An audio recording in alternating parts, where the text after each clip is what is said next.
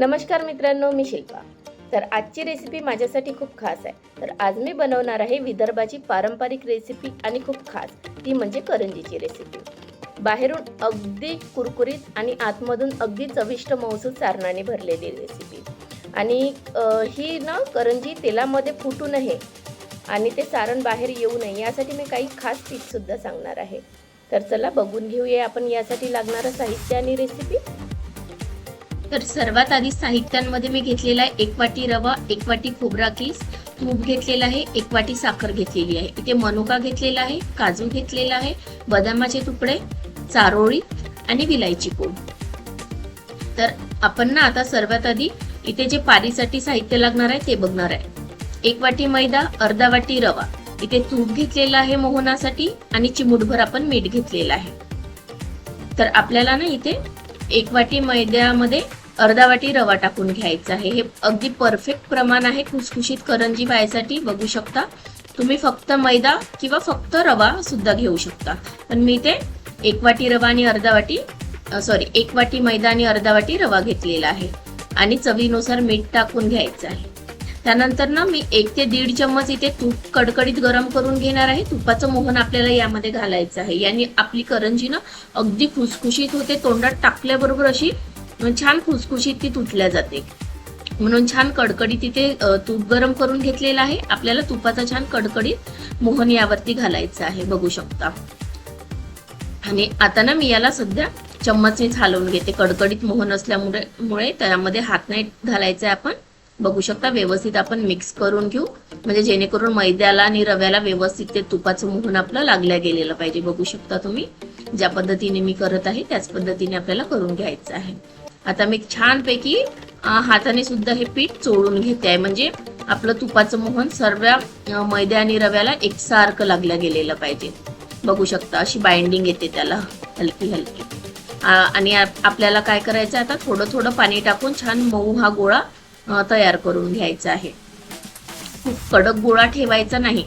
खूप कडक आपण जर गोळा ठेवला ना तो पिठाचा, तर मग जेव्हा आपण करंज्या तळतो ना तेव्हा त्या तेलामध्ये फुटू शकतात। म्हणून छान नरमसरच आपल्याला गोळा इथे बनवून तयार करायचा आहे, कारण की ते ना पीठ जर कडक असलं ना तर त्या पारीला अशा भेगा सुद्धा जातात आणि ते जेव्हा आपण तळतो ना तेलामध्ये तेव्हा ते फुटू शकतात। म्हणून छानपैकी नरम छान आपल्याला गोळा इथे बनवून घ्यायचा आहे। बघू शकता आता इथे छानपैकी मी गोळा थोडं थोडं पाणी टाकून मळून घेतलेला आहे। आपण ना याला छान मी थोडं ओला रुमाल करून घेतलेला आहे, यानी आपण छान 15 ते 20 मिनिटं आपलं सारण तयार होतपर्यंत याला बाजूला झाकून ठेवू, जेणेकरून तो रवा छान त्या मैद्यामध्ये मुरल्या जाईल। आणि त्यानंतर ना एका पॅन मध्ये मी छान 1.5 चम्मच इथे पुन्हा तूप टाकून घेतलेलं आहे। आता आपण इथे सारणाची तयारी करणार आहोत आणि तूप टाकल्यानंतर यामध्ये रवा घालून घ्यायचा आहे। आणि हा रवा ना आपल्याला व्यवस्थित 5 ते 7 मिनिटं वेळ कमी जास्त होऊ शकतो, पण छानपैकी हलका हलका सुवास सुटेपर्यंत आपल्याला हा रवा अगदी मंद आचेवर भाजून घ्यायचा आहे। खूप घाई करायची नाही, छानपैकी मंद आचेवर आपल्याला हा रवा भाजून घ्यायचा आहे। आपण जर व्यवस्थित रवा भाजला नाही ना, जेव्हा आपण करंजी खातो ना तेव्हा अशी चिकट वाटते करंजी, म्हणून रवा व्यवस्थित भाजला गेलेला पाहिजे, तेव्हाच त्या करंजीची चव अगदी खूप छान येते। छान ते सारणही खूप टेस्टी वाटते। त्यामुळे आपल्याला इथे रवा छानपैकी मस्त 5 ते 7 मिनिटं लागू शकतात आणि मंद आचेवर आपल्याला छान भाजून घ्यायचं आहे। बघू शकता आता ना मी इथे काय करणार आहे 80% रवा मी भाजून घेणार आहे। बघू शकता मी तुम्हाला सांगत आहे हलका हलका या आपल्या रव्याचा रंग सुद्धा चेंज होतो। बघू शकता तुम्ही रव्याचा इथे आपला रंग चेंज झालेला आहे, म्हणजे छानपैकी आणि मस्तपैकी याचा हलका हलका सुवास सुटलेला आहे। जास्त फ्लेम करून भाजायचा नाही, तो जळला जातो। आता मी 80% रवा भाजला की यामध्ये आता खोबरा किस घालून घेणार आहे। बघू शकता तुम्ही खोबरा किस आणि सर्व जे आपल्याकडे ड्रायफ्रुट्स आहे ना ते घालून घेणार आहे। चारोळी घातलेली आहे, बदामाचे तुकडे घातलेले आहे आणि काजूचे सुद्धा तुकडे घालून घेणार आहे। तुम्ही ड्रायफ्रुट्स कोणतेही तुमच्या आवडीनुसार घेऊ शकता, कमी जास्त सुद्धा करू शकता। आणि व्यवस्थित ना आपल्याला हे मिक्स करून घ्यायचं आहे। मी ते ना काळ्या पाटीचं खोबरं घेतलेलं आहे। खोबरं जेव्हा आपण घेतो ना तेव्हा व्यवस्थित बघूनच घ्यायचं, कुमट वास येणारं खोबरं घ्यायचं नाही, त्यांनी आपल्या करंजीची चव बिघडते। बघू शकता 80% रवा भाजून झाला, त्याच्यानंतरच आपल्याला इथे खोबरा किस घालायचा आहे ना। पुन्हा ते 3 ते 4 मिनिटं छानपैकी मी हा रवा आता पुन्हा या खोबरा किस आणि ड्रायफ्रुट्स मध्ये भाजून घेणार आहे। म्हणजे त्यामध्ये जर काही मॉइश्चर वगैरे असेल तेही निघून जाईल आणि व्यवस्थित आपल्या इथे रवा आणि खोबरा किस आणि सर्व ड्रायफ्रुट्स व्यवस्थित भाजल्या जाईल. आपल्याला एक्स्ट्रा किंवा बाजूला भाजून टाकायची काहीच गरज नाही, याच्यामध्येच आपण भाजून घेणार आहोत. बघू शकता पुन्हा मी 4 मिनिटं भाजून घेतलेला आहे. परफेक्ट इथे आपला हा रवा आणि खोबरा किस सर्व साहित्य व्यवस्थित भाजल्या गेलेलं आहे आणि व्यवस्थित मी थंड करून घेतलेला आहे. बघू शकता मी हातात पकडून टाकत आहे. थंड झाल्यानंतरच आपल्याला याची नेक्स्ट स्टेप करायची आहे, ती म्हणजे साखर टाकायची. आता बघू शकता मी आधी थोडी थोडी साखर टाकून घेणार आहे. मी पाऊण वाटी 1 वाटी साखर घेतलेली होती, त्याच्यामधली पाऊण वाटी टाकून घेतलेली आहे. त्यानंतर मी यामध्ये मनुका घेतलेल्या होत्या आपण, त्या सुद्धा टाकून घेतलेला आहे आणि विलायची पूड. हे सर्व आपल्याला शेवटी टाकायचं आहे जेव्हा आपलं सारण थंड होते ना तेव्हा. आणि व्यवस्थित आता इथे मिक्स करून घेते आहे, म्हणजे आपल्याला साखरेचा अंदाज सुद्धा समजेल. जर तुम्हाला जास्तच गोड म्हणजे आवडत असेल तर तुम्ही पूर्ण 1 वाटी टाका साखर. मी ते पाऊण वाटी आधी टाकून घेतलेली आहे आणि व्यवस्थित मिक्स करून बघते आहे. जर मला परफेक्ट वाटली साखर तर मी नाही घालणार यामध्ये. तर मला नाही इथे साखरेचं प्रमाण अगदी मला पाहिजे तसं परफेक्ट वाटत आहे. म्हणजे 1 वाटी रव्याला मी इथे पाऊण वाटी साखर घातलेली आहे. बघू शकता तुम्हाला जर जास्त गोड खायचं असेल तर तुम्ही पुन्हा 1 वाटी टाका. तर बघू शकता मी इथे थोडीशी साखर, 1 वाटीतली थोडीशी साखर उरलेली आहे, ती नाही घालणार आहे. आता इथे सारण बनवून व्यवस्थित आपलं तयार आहे. बघू शकता किती झटपट बनवून आणि इतकं टेस्टी सारण आपलं इथे बनवून तयार झालेलं आहे. तर चला आता आपण करंज्या बनवायला सुरुवात करू. असा ओला कापडाने आपण झाकून ठेवलं ना, ती वरची परत अशी कडक नाही येत आणि व्यवस्थित आपला गोळा मऊसूत राहतो. आता पुन्हा एकदा मी हा गोळा छान मळून घेणार आहे आणि याचे छानपैकी इथे आपल्याला छोटे छोटे बॉल्स करून घ्यायचे आहे, गोळे करून घ्यायचे पिठाचे. म्हणजे एकदा करून घेतले की आपल्याला नंतर पटापट लाटायला आणि करंजा भरायला सोपं जाते. आता टिप नंबर 2, अगदीच खूप करंजा करून ठेवायच्या नाही. अगदी लागल्या 3-3, 4-4 करंजा करायच्या आणि लगेच तळायला घ्यायच्या. आपण खूप करंजा करून ठेवल्यानं मग त्यामध्ये भेगा जातात आणि जेव्हा आपण तळतो ना तेव्हा त्या तेलात फुटतात. तर आता मी 3-4 करंजा करून घेणार आहे. बघू शकता मी तुम्हाला हाताची सुद्धा करंजी करून दाखवणार आहे, कोणतं साचा न वापरता, आणि साच्याची सुद्धा करून दाखवणार आहे. बघू शकता या आकाराचा मी गोळा घेतलेला आहे आणि छानपैकी आपल्याला पारी लाटून घ्यायची आहे. खूप जाडी पारी नाही ठेवायची आणि खूप पातळही नाही करायची. खूप पातळ केली ना, सारण जेव्हा भरतो ना आपण तेव्हा ती फुटण्याची शक्यता असते.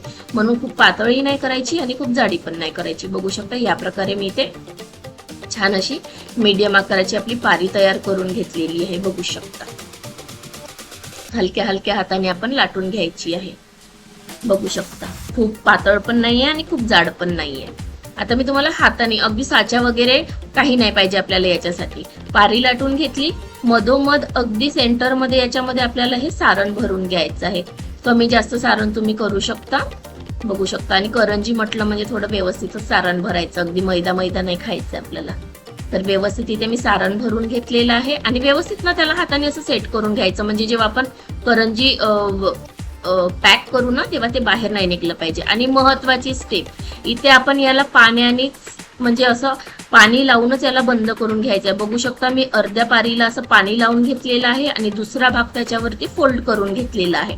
फोल्ड केल्यानंतर व्यवस्थित तिथे दाबून घ्यायचं आहे आपल्याला हाताने. बघू शकता तुम्ही व्यवस्थित छान प्रेस करून घ्यायचं आहे, ते हाताने दाबून घ्यायचं आहे आपल्याला. या स्टेप जर आपण फॉलो केल्या ना तर आपली करंजी कधीच तेलात फुटणार नाही. व्यवस्थित दाबून घेतलेला आहे. आता माझ्याकडे ना हा शंकरपाळ्यांचा साचा आहे, याच्याने मी याच्या कडा बघू शकता कापून घेणार आहे. तुम्ही चाकूने सुद्धा किंवा पिझ्झा कटरने सुद्धा कट करू शकता. किती सुंदर आपल्या करंजीला आकार आलेला आहे, किती छान डिझाईन झालेली आहे, किती सोपी आहे. साच्याची वगैरे काही गरज नाही. बघू शकता मस्त पैकी आपली इथे करंजी बनून तयार आहे.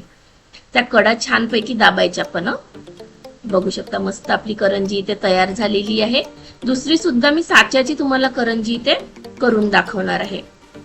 पुन्हा त्याच प्रकारे आपल्याला इथे गोळा घ्यायचा आहे आणि छानपैकी मीडियम आकाराची इथे आपल्याला ही पारी लाटून घ्यायची आहे व्यवस्थित. आणि ना करंजीच्या साच्यावरच्या करंज्या करण्यापेक्षा ना मला तर या ज्या आपण हाताने करतो ना त्याच सोपी वाटते, पण तरी मी तुम्हाला साच्यावरची एकदा दाखवत आहे. बघू शकता या प्रकारे इथे आपण अशी पारी तयार करून घ्यायची आहे. बघू शकता खूप जाडी नाही, खूप पातळ नाही, आणि व्यवस्थित. आणि जेव्हा आपण करंजीचा जो साचा घेतो ना त्याला ना, हे बघू शकता हा करंजीचा साचा आहे याला ना आपल्याला असं मैदा लावून घ्यायचा आहे, म्हणजे जेणेकरून जेव्हा आपण ती करंजी काढू ना तेव्हा ती अलगद पटकन निघल्या जाईल, नाहीतर ती चिपकली ना तर ती फाटली समजा आणि मग ती आपण तेलात तळू सुद्धा नाही शकत. बघू शकता असं त्याला असं मैदा कोट करून घ्यायचा आहे, जेणेकरून आपण आपली करंजी अशी पटकन निघली पाहिजे. हलका हलका हाताने असा मैदा त्याच्यावरती आपल्याला कोट करून घ्यायचा आहे. आणि आता याच्यावरती आपल्याला ही पारी ठेवून घ्यायची आहे, बरोबर मधोमध पारी ठेवायची, बघू शकता. आणि त्याला ना थोडंसं असं डीप द्यायचं हाताने, म्हणजे त्याच्यामध्ये जे आपण सारण भरू ना ते व्यवस्थित भरल्या गेलं पाहिजे. मधोमध पारी ठेवली, छानपैकी सारण भरून घ्यायचं आहे आणि छान असं हलक्या हलक्या हाताने ना दाबून आपण सारण भरून घेऊ. बघू शकता व्यवस्थित ते सारण आपल्याला तिथे सेट करून घ्यायचं आहे. आणि इथे सुद्धा मी सांगत आहे तुम्हाला महत्वाची स्टेप आहे, जेव्हाही आपण करंजी पॅक करतो ना तेव्हा पाण्याचा हात लावायचा, त्याच्यामुळेच आपली करंजी कधीच तेलात तळताना फुटत नाही. या जर आपण छोट्या छोट्या स्टेप फॉलो केल्या ना कधीच करंजी तेलात फुटत नाही. भरपूर लोकांची कंप्लेंट राहते की करंजी तळताना तेलात फुटते. बघू शकता कडेला असं पूर्ण मी पाणी लावून घेणार आहे, जेणेकरून आपली करंजी अशी पॅक राहील, ती फुटणार नाही. आणि दुसरा भाग घेऊन त्याला आपल्याला असं पॅक करायचं आहे आणि छानपैकी हलक्या हलक्या हाताने ना असं दाबत न्यायचं आहे, म्हणजे ते छान सेट झालं पाहिजे, फुटली नाही पाहिजे ती. बघू शकता हलक्या हलक्या हाताने अशी दाबून घ्यायची आहे आणि जी कडेची एक्स्ट्रा पारी आहे ना ती आपल्याला अशी काढून घ्यायची. बघू शकता अलगद निघते, काही वेळ लागत नाही तिला. बघू शकता किती सोप्या पद्धतीने आपल्या इथे पटापट करंज्या बनवून तयार होतात. खूप लोकांच्या कंप्लेंट राहते की करंजी म्हटलं की थोडंसं टेन्शनच येते, तर काहीच भिण्याची गरज नाहीये. बघू शकता किती पटापट आपल्या करंज्या इथे बनवून तयार झालेल्या आहे आणि आपण जो मैदा लावला होता त्याच्यामुळे अशी अलगद आपली करंजी बाहेर निघलेली आहे.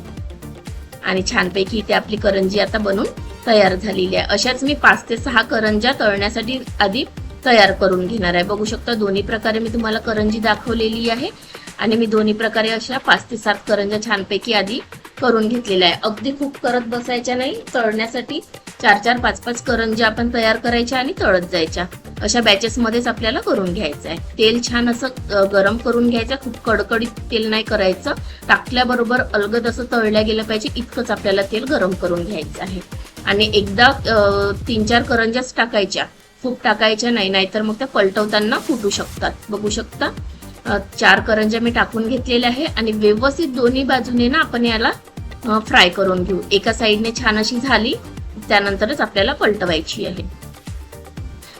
अगदी लगेच आपण पलटवायची नाही आणि चालवून ना छान 2-3 मिनिटं लागतात, तर लगेच होतात या, खूप वेळ लागत नाही. छान अशा खरपूस करून घ्यायच्या, खूप फ्लेम करायची नाही. एकदा कडकडीत तेल छान गरम झालं की नंतर लो फ्लेमवरच आपल्याला छानपैकी अशा खुसखुशीत करंज्या तळून घ्यायच्या आहे. आपण काय करतो खूप फ्लेम वाढवतो, त्यावरून त्याचं आवरण ना असं जळल्या जाते ना, आतमधून सॉफ्ट राहते. बघू शकता मस्त 3 ते 4 मिनिटं मी या करंज्या तळून घेतलेल्या. किती परफेक्ट कलर आलेला आहे आपल्या करंजीला. बघता क्षणी असं वाटत आहे की वरचं आवरण किती कुरकुरीत आहे बनवून.